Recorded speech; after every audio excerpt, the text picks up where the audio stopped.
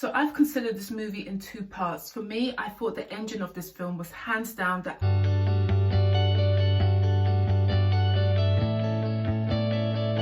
Good afternoon folks, and welcome back to the channel. So I finally had a chance to watch Dune, arguably the most anticipated movie of the year. I'm actually still reading the novel. I thought I would have completed the novel by now, but you know what, it is what it is. But I did get a chance to watch David Lynch's adaptation of Dune, and that was an experience. But does Denis Villeneuve's adaptation and vision do Frank Herbert's epic novel any justice? Let's talk about it.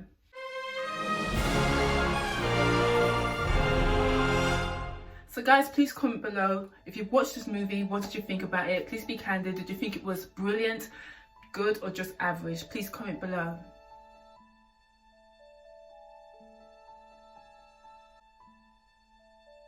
Paul Atreides, a gifted young man born into a great destiny beyond his understanding, must travel to the most dangerous planet in the universe to ensure the future of his family and people, as malevolent forces explode into conflict over the planet's most exclusive supply of the most precious resource in existence.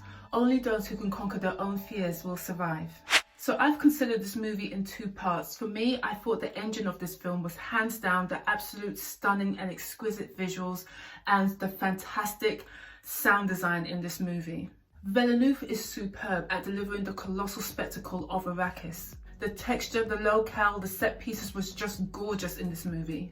Each frame was filled with such grandeur, from the beautiful landscaping to the bold and fantastic spaceships to the smaller spaceships with a dragonfly effect. This movie was so beautifully and exquisitely produced. And as for the sound design, acoustics and musical score, it was just so compelling. On one hand, the acoustics were so impactful, cultural and strong, and in contrast you have the delicate tones that just whispered through the cinema. It was just so exquisitely done. Hans Zimmer, I mean, he did that on this movie. I hands down believe that this is going to be an Oscar-winning movie in terms of the visuals and the sound and acoustic design of this film. It was just, for me, just awe-inspiring and epic in that regard.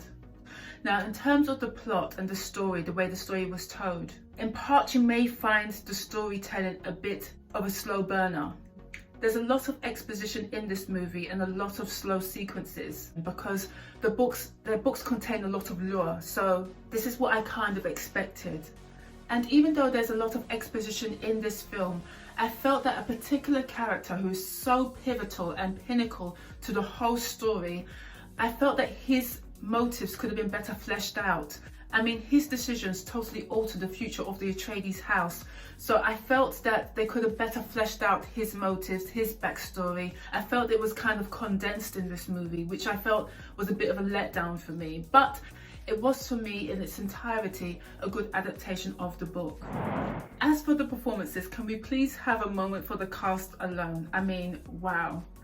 I mean, you have from Oscar Isaac, Timothée Chalamet, Zendaya, Jason Momoa, Sharon Duncan Brewster, Josh Brolin, Oliver Ryan, Rebecca Ferguson. I mean, just this cast alone, and they came to serve, okay? They were giving, okay? Just giving.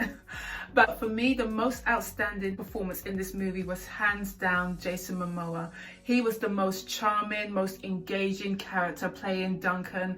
I just couldn't wait to see him on the screen. Every time he was there, he just lit up the screen. And even as part of the story, the way the other characters reacted to Duncan, it was just delicious to watch, just gorgeous. Loved Jason Momoa in this role. Okay, that's all I have to say about Jason Momoa. But as for the rest of the cast members, I really enjoyed Timothée Chalamet as Paul Atreides. I thought his performance was very stoic and admirable. I thought he did a fantastic job. And Oscar Isaac has such a presence in this movie, so imperial. He, for me, was a fantastic casting. Rebecca Ferguson, brilliant performance again. But as I say, overall, for me, Jason Momoa, just okay. And then you have the costuming and design, which in places was very structured and in contrast was very sleek and beautiful in places. In terms of Rebecca Ferguson's costuming, I wanted some of those outfits, just put it that way. I thought they did a really good job. So as for this movie in its entirety, I definitely say it is worthy a watch, and they did a fantastic job. Visually, it's an absolute epic and a triumph. In terms of the story, this is just part one, so people have to appreciate that they've broken up this movie. And there's so much more storytelling to serve up in part two or the book series, so I can't wait to see what they're going to do going forward. But this movie was definitely a beautiful and visual experience. In terms of the plot and story, it was good. For me, what I felt could have been better improved. As I said before, I wish they had better fleshed out certain characters' motives, and some of the fight sequences. Now, I sound like a broken record, but this is my thing. I love a well executed fight sequence, and